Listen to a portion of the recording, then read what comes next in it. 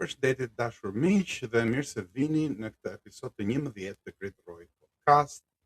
Sot është data 14 gusht 2026 dhe sot dua të flas mbi një temë shumë të rëndësishme, e cila ka të bëjë me të ardhmen e shqiptarëve në gjendjen ku jemi dhe cila është arsyeja pse zgjidhja që kemi propozuar me kolegët dhe me miqtë e mi që prej disa viteve, të paktën 15 vite, e disa nga kolegët edhe më gjatë se sa aq, pse zgjidhja e vetme për shqiptarët është shtetkombi.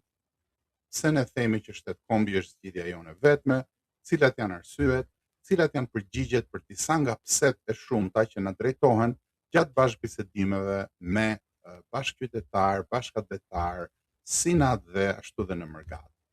Pra, në këtë episod do të përpiqem që t'i përgjigjem sa më shumë pyetjeve pse, me argumenta të shkurtër dhe konciz, dhe në fund pastaj t'ju jap mënyrën se si do të funksiononte një zgjidhje e duhur për shqiptarët, edhe në kontekstin e protestave, të cilat janë një nga gjërat më të mira që i ndodh shoqërisë shqiptare, është një faqe e cila është ende në shkrim e sipër e historisë së shqiptarëve. Sigurisht çdo gjë ka mundësi të dështojë, çdo gjë që e nisin njerëzit mund të dështojë prej njerëzve ose prej faktorëve të brendshëm ose të jashtëm, por ajo që i duhet njerëzve tani, ajo që i duhet shqiptarëve tani, është arsyet për të vazhduar këtë protestë, arsyet për ta përmirësuar këtë protestë, për ta bërë edhe më të fuqishme dhe mbi të gjitha për të mos ta lënë parinë e Tiranës që ta kapë këtë protestë, që t'i fusë kthjetrat kësaj proteste dhe ta përdorë për qëllimet e saj. Pra, ka dy mënyra për të vazhduar përpara. Ose protesta do të vazhdojë në rrugën që kërkon paria e Tiranës, në një rrugë e cila do të bëjë një ripërzierje pa ndryshim real. Sistemi do të ndryshojë vetëm formalisht, do të ndryshojnë emrat, të cilat siç duket janë përgatitur, po përgatiten, paria e Tiranës kontrollon çdo lloj mjeti dhe çdo lloj mënyre për të ecur përpara. Kontrollon në mënyrë të hekur sigurinë e qytetarëve, pra shumë kush mund ta shoh mënyrën se si sundon paria e Tiranës si një shtet i cili mbahet me anë të instrumentave të dhunës, pavarësisht se nuk duket, pavarësisht se çdo gjë në dukje është e paqët, frika që injekton paria e Tiranës me anë të instrumenteve të saj, me anë të mekanizmave që ajo kontrollon, si atyre shtetëror, por dhe atyre nënshtetror, shoqëror, ekonomik, dhe të gjitha llojeve të ndryshme, kjo lloj frike i bën shqiptarët që të stehen. Pra, pa asnjë më dyshje, le të vazhdojmë tek ajo që është tema kryesore. Pse na duhet shtetkombi? Pse është zgjidhja e vetme? Pse kemi ne të paktën 15 vjet për sa më përket mua dhe disa nga kolegët edhe shumë më tepër se sa aq, që ju themi shqiptarëve duhet ndrruar rrugë, po jo thjesht duhet ndrruar rrugë, jo thjesht duhet ndryshuar një kryeministër hajn siç është ky që kemi sot, me një kryeministër hajn që është ai që pretendon të vijë në krye të shtetit shqiptar, siç e kanë treguar më parë, jo të ndryshojmë njërin hajn me tjetrin, njërin band me tjetrin, por të përpiqemi të bëjmë atë që është më e mira për shqiptarët, që në mënyrë që shqiptarët jetojnë me nder, me fytyrë, me erz, të kenë nderin që të jenë shqiptar, të mos ikin nga Shqipëria, por të kthehen në Shqipëri, të kenë mundësinë që ta shohin veten njerëz të vlerësuar brenda vendit të tyre dhe jo njerëz sklever të kontrolluar nga një sindikat ndërkombëtare e krimit, e cila nuk ka asnjë lloj mëshire për shqiptarët. Pra, pika e parë që dua të trajtoj është pikërisht kjo. Arsyeja pse shtetkombi është zgjidhja e vetme për shqiptarët sot është sepse kombit shqiptar i rrezikohet ekzistenca. Unë e kuptoj që shumë prej juve ju duket kjo një mënyrë dramatike të shprehurit. Mirë po, nuk di se si ta them në mënyrë tjetër, nuk di se si ta bëj më të kuptueshme për njerëzit. Nuk na rrezikohet thjesht ekzistenca personale fizike, sepse çdo kush gjen një mënyrë për të mbijetuar. Mirë po, si mbijeton ka rëndësi. Mund të mbijetosh si një skllav i dikujt ulësh kokën, mos flasësh, siç ishte një histori që lexova në rrjetet sociale e një zonje në moshën pak a shumë time, ndoshta edhe pak më e moshuar se sa unë, që i kujtohej se si e bullizonin në shkollë të mesme dhe e ndjente veten fajtore që shihte shoqen e vet që e kishin bullizuar, po ajo nuk kishte pasur guximin për të folur në atë sistemin e vjetër. Pra,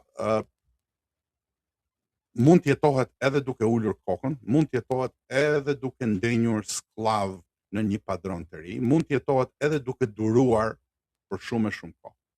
Mirë po, kjo lloj ekzistence është një ekzistencë cilën askush nuk ja uron vetvetes. Askush nuk do që të ekzistojë si një qenie subhumane, si një qenie që nuk merr dot vendimet e veta, si një qenie që nuk ka shtet, që nuk ka një mbrojtje, që nuk ka një infrastrukturë, që nuk e ndjen veten të një komuniteti, të një bashkësie kombëtare, vëllezërish të motrash, të cilët të mbrojnë gjithkënd, të cilët të mbrojnë gjithë secilin. Dhe siç ju a kam thënë dhe më parë, kjo është mënyra në të cilën është ndërtuar e gjithë bota.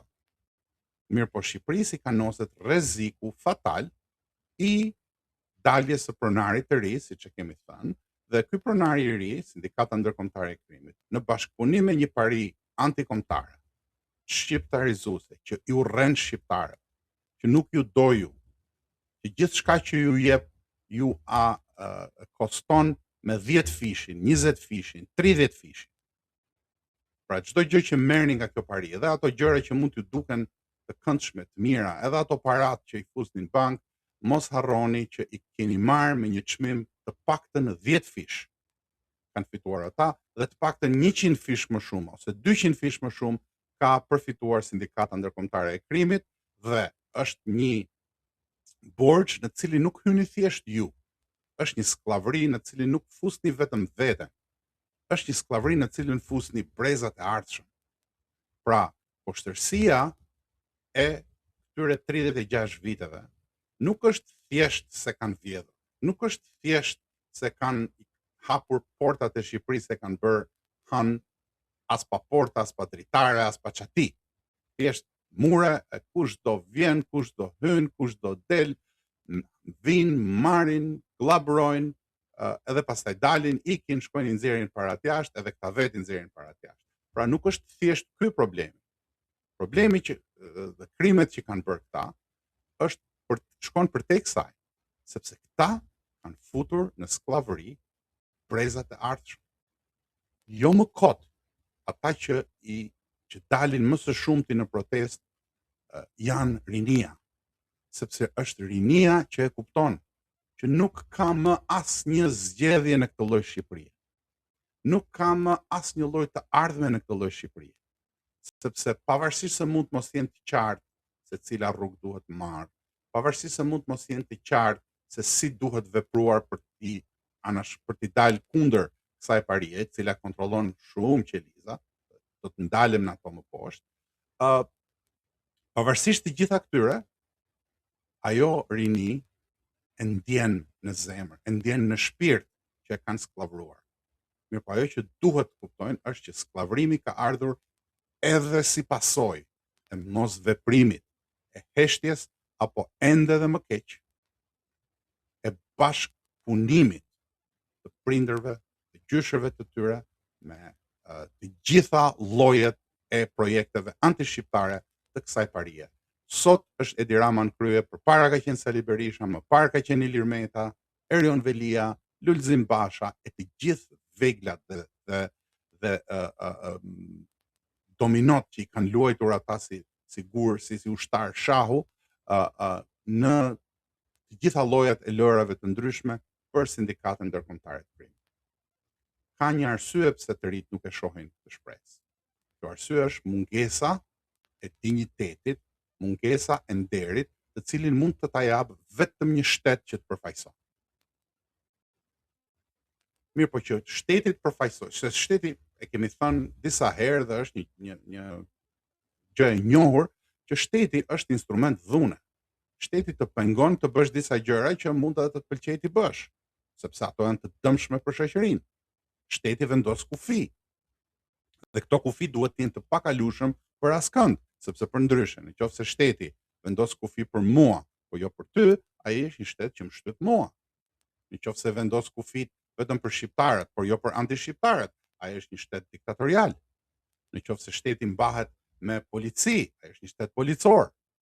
Nëse shteti mbahet me kontrollin e të gjitha hallkave të një shoqërie, ai është një shtet totalitar. Pavarësisht a e kuptojnë apo nuk e kuptojnë njerëzit. Pavarësisht a jeni apo jo të ndërgjegjshëm ju që jetoni në një shtet, në një diktaturë jakobine të një shteti totalitar.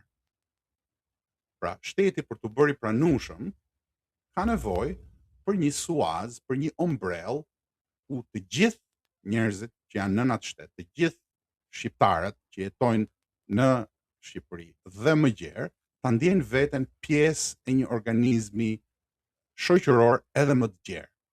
Një organizmi shoqëror që e bën të nevojshëm mbrojtjen e shtetit. Dhe ky organizim është kombi. Pra, shtet kombi është përfaqësim i dy gjërave kryesore. Pikë pari, nevojës që ne kemi për një shtet me institucione të forta, me ndëshkim të fortë, me barazi përpara ligjit për gjithëkënd, me luftë pa asnjë kompromis ndaj krimit, sepse një shtet që është në dorë të krimit nuk është më shtet, është bandë kriminale vetë. Dhe në anë tjetër, duhet një princip që ta pranojmë të gjithë, që të na bashkojë të gjithë, që të na bëjë të gjithëve pjesëtar të këtij organizimi, dhe ky është kombi. E vetmja gjë që na bashkon në shqiptarët është të qenit shqiptar. Nuk mundet me qenë as feja, as diçka tjetër, sepse ne kemi përqafuar në momente ndryshme historike fe të ndryshme e të tjera e të tjera. As organizimet sektare, as ato nuk na bashkojnë, sepse kemi një histori të gjatë të mosmarrveshjeve të tilla. As problemet që kemi me pakicat, të cilat jetojnë me ne, as ato nuk mund të jenë në bazë të këtij shteti, sepse nuk përbashkojnë shqiptarët. E vetmja gjë që përbashkon shqiptarët është kombi shqiptar, ne jemi të gjithë ndjehemi shqiptar dhe ata që nuk janë shqiptar mund të jetojnë brenda shtetit shqiptar, duke ju referuar gjitha rregullave, duke ju bindur gjitha rregullave dhe duke punuar për mbarvajtjen e këtij shteti, siç ndodh në të gjithë vendet e botës. Gjithë vendet e zhvilluara të botës këtë lloj organizimi kanë. Pra nga pikpamja teorike, kjo është çështja e shtetkombit. Mirë po, unë pastaj has vazhdimisht në shumë pyetje, sepse shumë kush këtë shpjegimin teorik ose nuk e kupton, ose nuk arrin ta perceptoj deri në fund, ose e përtypin por thjesht pjesërisht. Dhe pyetjet që më vijnë janë, dakord, po pse nuk ka zgjidhje tjetër? Po të lexoni, siç e shihni këtu mbrapa, manifestin e Mbretërisë Shqiptare, ne që në atë kohë i patëm përvijuar cilat mund të ishin zgjidhjet e mundshme. Shqiptarët zgjodhen zgjedhjen numër 1, që ishte vazhdojmë në këtë rrugë që jemi, ishte opsioni numër 1 që kishim aso kohë. Vazhdohet në këtë rrugë dhe ja ku jemi. Ju të gjithë e dini se ku ka mbërritur shteti shqiptar dhe ka një arsye që mijëra shqiptar mbushin sheshin përballë kryeministrisë duke prohoritur që duan ndryshim sistemi. Mënyra e dytë ishte që të bëhej një ndryshim në atë kohë brenda konturave që të shpëtonim të mundshme në atë kohë. Edhe ky ishte synimi kryesor i Mbretërisë Shqiptare, gjë e cila nuk u realizua sepse njerëzit nuk deshën të lëvizin nga rehatia e tyre, nuk deshën të lëvizin nga pozicionet që ata kishin aso kohë. Deshin mirë, shkonin në për treka, në për darka, merrnin një qera, merrnin një Airbnb që në atë kohë kishin filluar, turizmi sikur po gjallërohej, po jemi mirë se ca lek na vijnë nga jashtë, edhe shqiptarët vijnë dhe harxojnë ca para në verë dhe ne i quajmë turista. Çdo gjë dukej sikur do të ecte përpara. Shkollat janë plot, universitetet, dukej sikur çdo gjë funksiononte. Pavarësisht se në atë kohë e ashtu quajtur opozitë ishte në çadër, bënte teatrin Kabukit të Çadrës, dukej sikur gjithë njerëzit e kishin nga një zgjidhje dhe e mendonin politikën si një diçka të largët, leje ato të politikës më. Mos u merr me ato punë, dim se ç'a janë, po tash kështu është gjithë bota, këta kemi, me këta do merremi ç'a do bëjmë. Ky ishte gabimi i aso kohë. Këtë gabim keni bërë aso kohë që nuk keni kuptuar që ajo që po ju thuaj, këshilla që ju dham, ishte rruga drejt një shpëtimi me sa më pak dhimbje. Zgjidhja e tretë që jepte manifesti ishte zgjidhja nga huaj, dhe siç e keni parë, njëra nga pyetjet që më bëhet më shpesh është, po mirë, po të huajt pse nuk ndërhyjnë? Po mirë, po pse nuk vjen filan shtet apo fistek shtet që të ndërhyjë, se ata na kanë miq, ata na duan. Të huajt në çdo rast, në çdo kohë, kanë agjendat e veta. Secili shtet që është normal, që i ka institucionet normale, që i shërben kombit vet, siç duhet me qenë, ka interesat e veta. Ne shqiptarët kemi shumë pak miq. Ata pak miq që kemi duan të na shohin më mirë se sa jemi, por ata nuk do të investojnë burimet e tyre të brendshme për të rregulluar ne shqiptarët, ndërkohë që ne rrim dhe bëjmë se hir. Nuk e bën dot njëri për dy arsye. Rreth parë sepse nuk janë butollej, që ata të bëjnë punën dhe ju të gëzoni frytet. Kushdo në botë e di që të gëzosh frytet, që ta fitosh lirinë tënde, nëse të kanë skllavëruar, duhet luftosh. Duhet përpiqesh. Duhet rrezikosh. Duhet vendosësh vetveten aty në ball, sepse po se vendose ti vetveten, nuk vjen ai huaj dhe të thotë që të vritem e të piqem unë për ty. Kjo është arsyeja e parë. Dhe arsyeja e dytë është më shumë teorike. Çdo shtet në një sistem ndërkombëtar, se duhet përmendur dhe sistemin ndërkombëtar, se jemi në luftën e tretë botërore.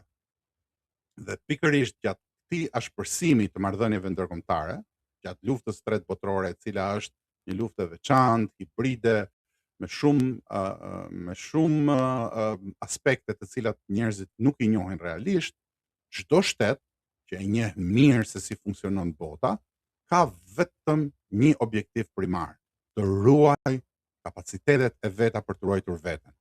Pra, shtetet në fundit luftojnë për mbijetesën e shtetit të tyre, sepse shtekombi e ka këtë detyrë edhe për të mbrojtur interesat kombëtare. Shteti i një kombi është instrumenti i vetëm që një komb ka për të mbrojtur nga ata që duan t'i bëjnë të keqen nga brenda dhe ata që duan t'i bëjnë të keqen nga jashtë. Pra, kur më pyesin pse nuk ndërhyn X shtet apo Y shtet, përgjigjja ime është e njëjtë. Që të ndihmoj dikush, duhet të ngrihesh. Duhet të demonstrosh që meriton. Duhet të rebelohesh. Duhet t'i thuash jo të keqes. Duhet të dëgjosh dikë që të thot diçka pa interes, dhe jo të dëgjosh Mira Zagar që thjesht thon gjërat sepse duan që ti të mendosh si sklav dhe të rrish në skllavëri. Mos harroni që shumë kush nga këta që popullojnë mediat në Tiranë e Tirakund kanë vetëm një qëllim: që ju të mos mendoni ndryshe, sepse po menduat ju ndryshe, ata nuk do të jenë më në privilegje, ata nuk do t'ju japin më mend se s'kan mend për t'ju dhënë, ata nuk do të kenë më gjithë pasuritë që kanë vënë, ata nuk do ta kenë më rehatin për t'u ndjerë sipëror ndaj jush. E atëherë, çfarë ju mbetet? Ju mbetet që të shikoni të vërtetën në sy. Deri më sot, ne shqiptarët jemi sjellë jo si duhet. Deri më sot kemi kontribuar edhe ne në skllavërimin ton dhe në gjendjen ku jemi. Çfarë kemi në dorë sot? Të ndryshojmë rrugë, të rebelohemi në mënyrë qytetare, mos i lëm vetëm ata dje me vajza që janë në shesh, dhe kur them të mos i lëm vetëm, kam parasysh edhe disa gjëra të tjera që nuk thuhen shumë. Kam parasysh përpjekjet shumë të forta që kjo protestë të kooptohet nga grupe të ndryshme, sepse po ta shohësh, aty brenda ka grupe që kërkojnë që agjenda e protestës të jetë një agjendë anti-amerikane, aty brenda ke grupe të cilat kërkojnë që agjenda e protestës të jetë thjesht Edi Rama, sepse në qoftë se i bien pikët Edi Rama detyrohet të bëjë një kompromis me shefat e tyre që janë në burg. Aty brenda ke agjenda të gjitha llojeve të progresivizmit internacionalist, aty brenda ke sindikatët ndërkombëtare të krimit që luan shumë fije që përpiqet që kjo protestë mos dalë nga konturet. Ndaj dhe sot e kësaj dite, Paria e Tiranës nuk e ka frikë protestë. Në qoftë se protesta do të kufizohet në përpjekje ndoshta dhe qëllim mira, po që janë naive, që janë të pabereqetshme, që nuk i shkaktojnë asnjë lloj dhimbje, sepse nuk kanë ideologjinë e duhur, si çështjet e kupendeve gjërave të tilla, këto Paria e Tiranës i kalon shumë thjesht. Dhe mos merrni fjalët e mia.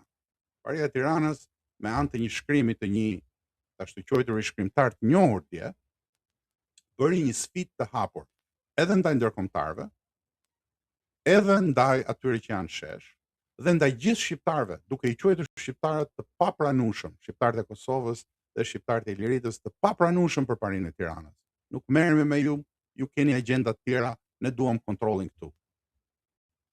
Duke e quajtur protestën si një parapërgatitje për një luftë të ardhshme, të cilës ata i thanë bujru mirë se të vini se e dim ne se çfarë ju bëjmë ju.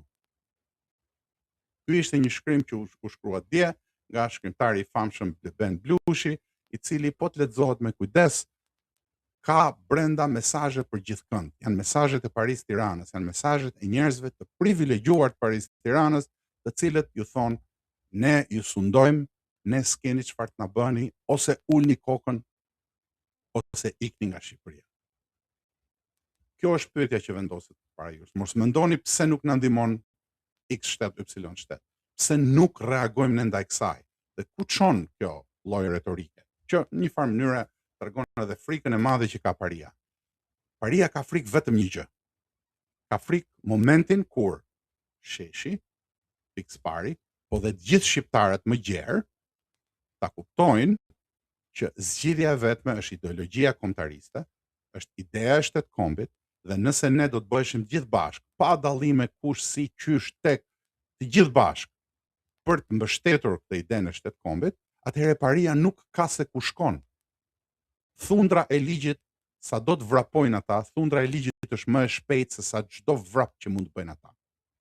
Thundra e ligjit do t'i ndjekë sikur të shkojnë edhe në vrim të miut. Ata nuk kanë zgjidhje në qoftë se shqiptarët arrin ta kuptojnë që shtetkombi është zgjidhja jonë. Çfarë ka mbetur? Ka mbetur në këtë ekuacion vetëm një gjë, që ju ta kuptoni që kjo është zgjidhja, që ju mos dëgjoni me mira sharlatan që dalin e që shkojnë në ndej këtej, që ju duket vetë sikur çfarë janë, po dëgjoni ata që nuk kërkojnë gjë për jush. Të dëgjoni ata që kanë shumë vite që me konsistencë kanë refuzuar gjithçka, vetëm për t'i ndenjur kësaj ideje. Nuk është çështja që ata që i kanë ndenjur kësaj ideje, duke përfshirë veten këtu, janë burra më të mirë ose gra më të mira. Shqiptarët ne këta jemi, nuk ka njëri perfekt në këtë botë, ama njerëzit në këtë pikë shumë delikate duhen dalluar nga një këndvështrim. Për çfarë kanë punuar? Cilës ide i kanë ndenjur? A janë njerëz të cilët kanë besuar në atë që thonë, apo janë njerëz që duan të marrin ca para t'i fusin xhep? Nëse mendësia juaj nuk ndryshon nga një jetë përpare në jetë për nder, fytyrë dhe erës, asgjë nuk ka për të ndryshuar. Mor po le të vi qeveri teknike. Atë qeverinë teknike kontrollojnë ata me 10-ra qindra mekanizma, sepse në çdo institucion të shtetit ka 10-ra dhe qindra e mira leva të Parisë Tiranës, sindikatës ndërkombëtare të krimit, të cilat e kontrollojnë jo ministër të vështi, po edhe kryeministrin vet. Çdo gjë është e kontrolluar në disa shtresa, në disa nivele, ke përtek këtyre niveleve dhe ca dorë tjera të fshehta të cilat punojnë për arsyet e tyre. Të gjitha këto nuk mund të përballen dot thjesht me dorëheqjen e njërit apo dorëheqjen e tjetrit. Ndaj dhe kur thuhet që duhet shkatruar sistemi, nuk është çështja të ikë njëri apo tjetri. Ata duhet ikin një ditë më parë. Por jo me dorëheqje, ata duan në një botë ideale ata duheshin tërhequr zvarr të gjithë. Që nga opozita deri tek opozita dhe ata që pretendojnë që janë opozit, edhe të gjithë ushqimzat e tjera që dalin shesh. Të gjithë janë për të tërhequr zvarr sepse kanë bërë më të keqen për këtë popull dhe vazhdojnë ta bëjnë më të keqen për këtë popull dhe vazhdojnë të përpiqen që të përfitojnë nga ai popull. Kanë marr dhe nuk kanë dhënë asgjë. Mirë po, zgjidhja reale në këtë pikë është të mos pranohet më as ligjërata e tyre, as argumentet e tyre, mos bie më pre as e mënyrave që ata thonë se duhet ecur përpara. Le të mos bien pre e sindromës së garuzhdeve. U bë deti kost marrim gjithë nga i garuzhde të zëm nga një vend. Të bëjmë gjën e duhur pa pritshmëri, të bëjmë gjën e duhur jo për veten, po për ata që do të vinë. Jo sepse do të marrim post, po sepse duam që emri jon të përmendet dikur nga dikush, diku, atëherë kur ne të gjithë jemi në ndë për mirë. Që shqiptarët kenë respekt në një të ardhme, mas 2, 3, 4 brezash për emrin ton, për atë çka ne lam mbrapa, brenda mundësive tona, brenda asaj që ne mund të bëjmë. Pra, për t'i dhënë përgjigje përfundimtare për episodin e sotëm të paktën, pyetjes që pse Shtetkombi është zgjidhja e vetme dhe pse në këtë moment, le ta përmbledhim duke thënë shumë thjesht. Shtetkombi është e vetmja zgjidhje që na garanton që sistemi që do të vi i ardhshëm, sepse ky ka dështuar me kohë tani më, do të jetë një sistem që punon për ne, që punon për shqiptarët, që ka rregulla të qarta, që përdor thundrën e ligjit barabar karshi kujtdo, që do të dënojë ata që kanë bërë krime dhe që do të vendos bazat për një Shqipëri të ardhme, për një Shqipëri e cila i shërben kombit shqiptar në bashkëpunim me të gjitha pjesët e tjera të kombit shqiptar dhe një Shqipëri e cila do të na garantojë jetesën me nder. Nuk do të na zgjidh gjitha problemet, Shtetkombi nuk është panacea, nuk është zgjidhje të gjitha problemeve, nuk do të na shndërrojë brenda natës në Dubai, nuk do të ndoshta nuk duam edhe të shndërrohemi në Dubai, nuk do të na jap parë që të jetojmë të gjithë duke ndejtë në shtëpi, përkundrazi.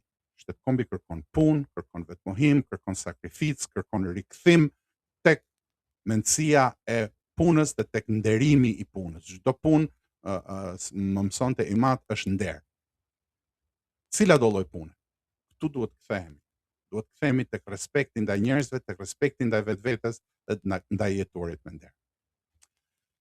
Me kaq, ky është përfundimi i këtij episodi. Unë ju uroj të gjithëve një mbrëmje të mirë, Shqipëria qoftë e shqiptarëve, vdekje tradhtarëve, punojmë të gjithë për një Shqipëri të lirë, për një Shqipëri, për një shtetkom të shqiptarëve dhe një bashkim kombëtar të gjithëve.